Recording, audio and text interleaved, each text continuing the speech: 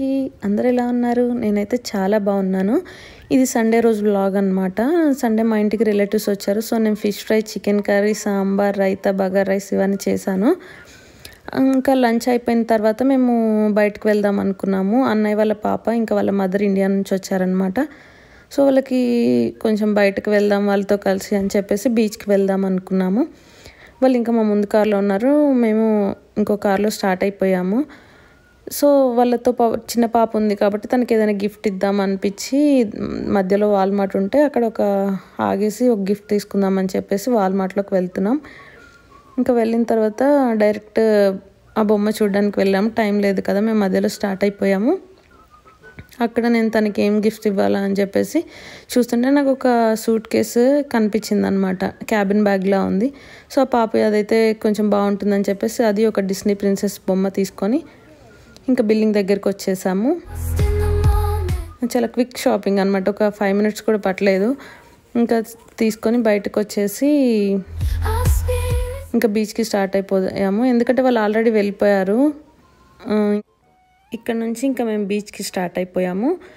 ఇక్కడ నుంచి బీచ్ ఒక 35 minutes అలా ఉంటుంది. ఇంకా ఇక్కడ నుంచి స్టార్ట్ అయిపోయాము.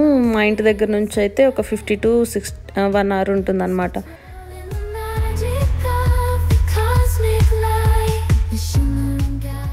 ఈ బీచ్ ఏంటంటే ఇక్కడ రైల్వే ట్రాక్ ఉంటుంది, బీచ్ పక్క నుండే ట్రైన్ వెళ్తుంది అనమాట. సో ఆ వ్యూ చాలా బాగుంటుంది. ఇంకా అందుకే ఈ వ్యూ అయితే ఇది బాగుంటుంది కదా, ఇంకా దానిలో వాటర్లో ఆడుకోవడానికని ఈ బీచ్ అయితే చాలా బాగుంటుంది అని చెప్పేసి అక్కడికి స్టార్ట్ అయిపోయాం.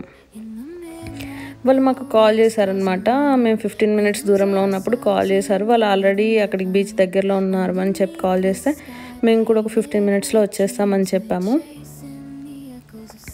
ఈరోజైతే పార్కింగ్ చాలా కష్టం, సండే కదా క్రౌడ్ ఎక్కువ ఉంటుంది, పార్కింగ్ దొరకడం చాలా కష్టం.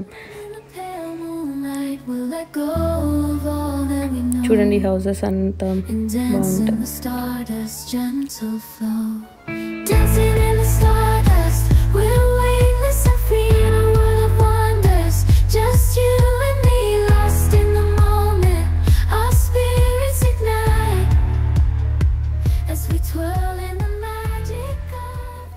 ఇంకా బీచ్ దగ్గరలోకి వచ్చేసాం. ఇక్కడ ఈ హౌసెస్ అయితే మిలియన్స్లోనే ఉంటాయి. బీచ్ వ్యూ కదా, చాలా బాగుంటుంది. చాలా లక్కీ ఫెలోస్ వీళ్ళైతే.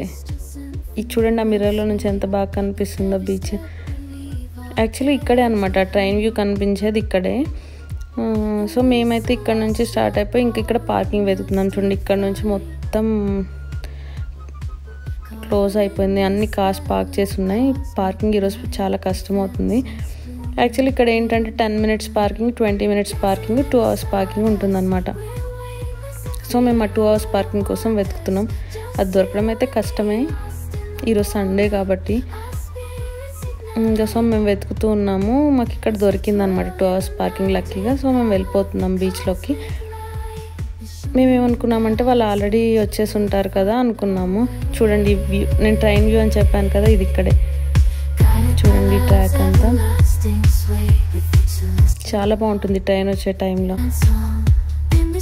ఇది నా ఫేవరెట్ స్పాట్ అనమాట ఈ బీచ్ దగ్గర. ఇంకా మేము బీచ్ దగ్గరికి వెళ్ళిపోతున్నాము.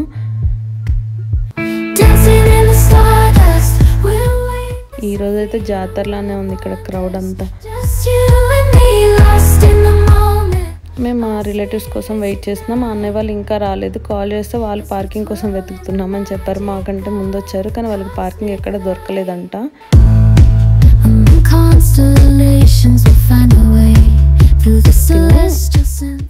యాక్చువల్లీ తినైతే చాలా బాగా ఎంజాయ్ చేసింది బీచ్లో.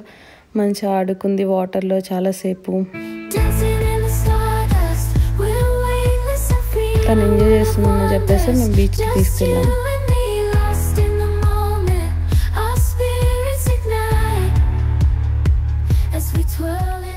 మేము ఒక 2 to 3 hours బీచ్లో ఉన్నామన్నమాట. సో ఆ పాప మంచిగా ఆడుకుంది, తను టాయ్స్ తెచ్చారు. సో తను మంచిగా బీచ్లో ఎంజాయ్ చేసింది.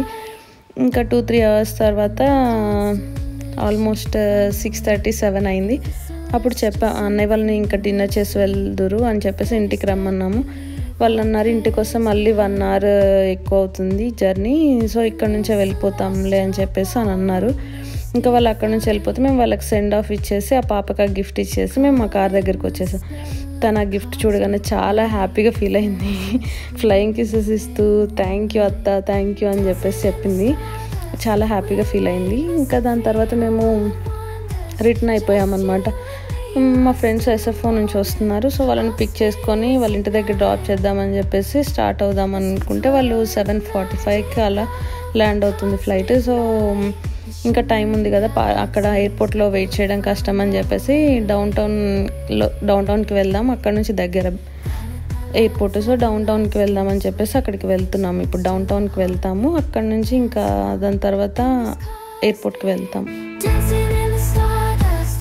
డౌన్ టౌన్కి నేను నైట్ టైంలో వెళ్ళాను కానీ డే టైంలో ఎప్పుడు వెళ్ళలేదు. అక్కడ యుఎస్ఎస్ మిడ్వే అని మ్యూజియం ఉంటుందన్నమాట, ఎయిర్ క్రాఫ్ట్ క్యారియర్. సో దాన్ని ఇప్పుడు మ్యూజియం లాగా చేసేసారు. వియత్నాం వార్ టైంలో దాన్ని యూజ్ చేశారంట, ఎయిర్ క్రాఫ్ట్ ఫైటర్ జెట్స్ ల్యాండింగ్కి టేక్ ఆఫ్కి అది యూజ్ చేసేవాళ్ళంట. ఇప్పుడైతే మ్యూజియం అయిపోయింది అది. దానికి మనం టికెట్ తీసుకోవాలి. ఇంకో నెక్స్ట్ వీకెండ్ ఎప్పుడైనా వచ్చేసి నేను డౌన్ టౌన్ మొత్తము ఇంకా యుఎస్ఎస్ మిడ్వే మ్యూజియం అదంతా ఒక వ్లాగ్ చేస్తాను. ఇంకా వచ్చేసాం డౌన్ టౌన్ దగ్గరికి.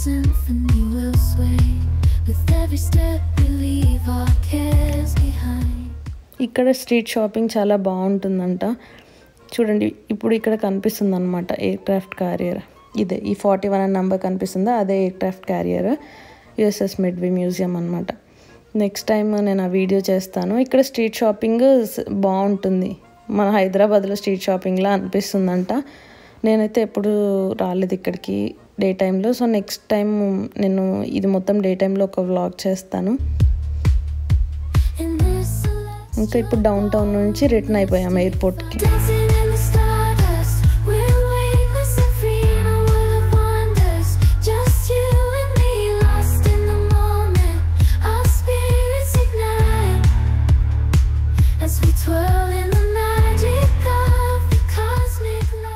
ఇక్కడ మా ఫ్రెండ్ వాళ్ళని ఇంకా ఎయిర్పోర్ట్లో పిక్ చేసుకొని వాళ్ళ ఇంటి దగ్గర డ్రాప్ చేసి మేము ఇంటికి వెళ్ళేసరికి అరౌండ్ 9:30 అలా అయింది. ఇంకా ఫ్రెష్ అయి తినేసి పడుకున్నాము. సండే ఆ రోజు అలా గడిచిపోయింది.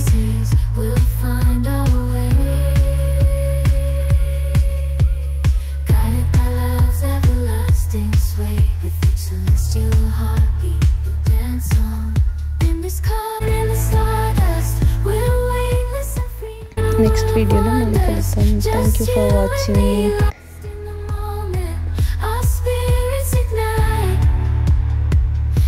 Twirl in the magic of the cosmic light.